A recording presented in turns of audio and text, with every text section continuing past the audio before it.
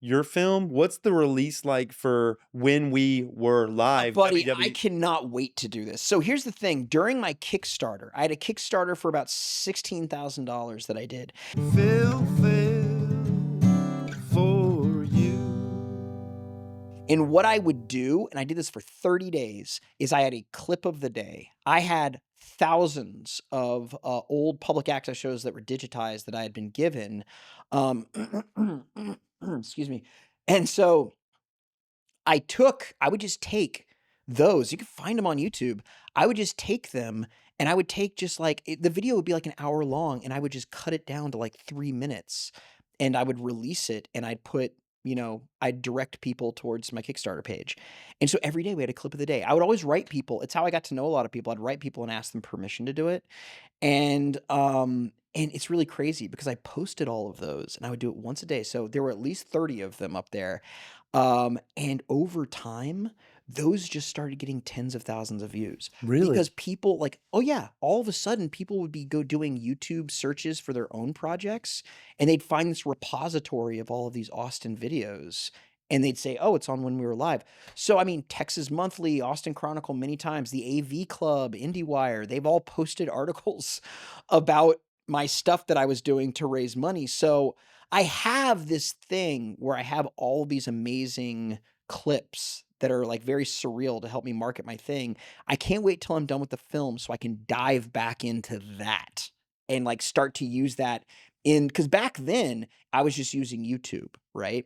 I was just using YouTube in practice. Now I have the opportunity where I can make like Instagram reels. I can, do Facebook watch videos. I can do like the entire thing has changed in the last 10 years. So I'm really excited to make these just 30 to 60-second hilarious videos and just put them up. You know what I'm saying?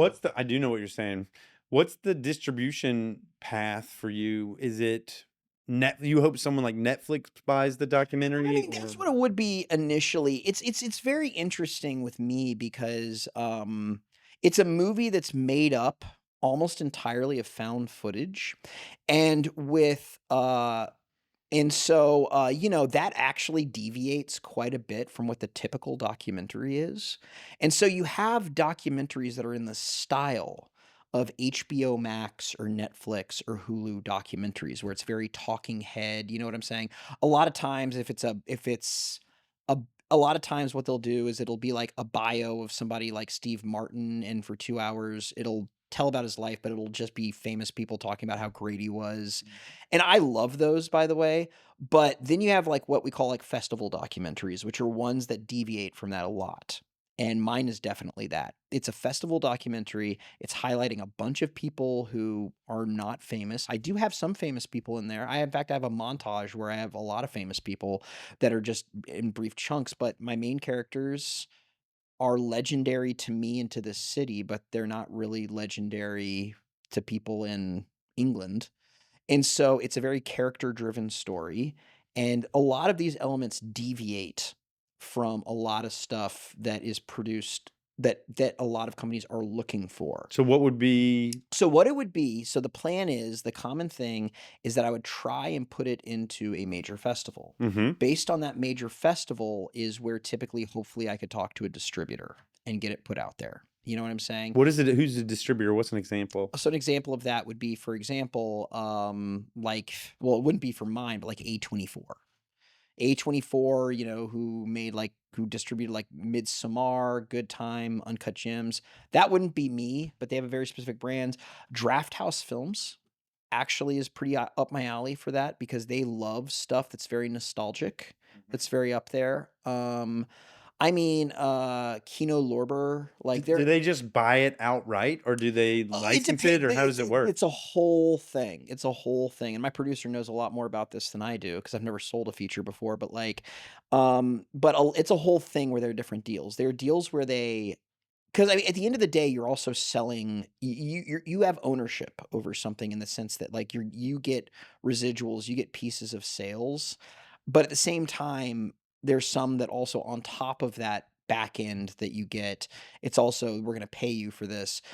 I have a feeling that this movie, and maybe I shouldn't be saying this because it'll scare off investors, but I don't think this movie is going to make like a ton of money. I mean, it's something that I think I'm hoping I'm gonna tell a very beautiful story, but you really don't make documentaries these days unless you're doing it for Netflix to make money. You really don't. They don't make a lot of money. They're like buying a boat. You know what I'm saying? Yeah. It's gonna depreciate. Like, you really unless you're making, like, an Inconvenient Truth or something that's, like, way up there and had a millions of dollars budget, you really aren't getting that money back. So, the most I could hope for would be to finish it, knock on leather, uh, or yeah, or is this a Wood? wood? Is this we'll No, swap that's to that's stone. brass. Hey, wood, wood. Wood, oh, knock on wood, there we go. The, the goal would be to finish it and then just find some sort of home for it with some sort of company that has the means to put it on streaming, that has the means to put it, you know what I'm saying? Mhm. On aggregates that where people can watch it and stuff like that. Yeah. So, and then there's also what we call impact screenings where, there's still a number of public access organizations around the country that exist Mhm. that I'd want to, share this with and just, stuff like that. If I was making a documentary about beekeeping, then of course I'd go show the film and do events with beekeeping societies. Yeah. Yeah, but this is the definition of a passion project.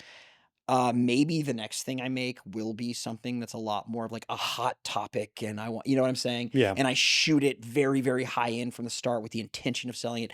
This one, I'm using my colors that I'm painting with are they're videos that were shot 40 years ago. So Yeah. it's a little interesting.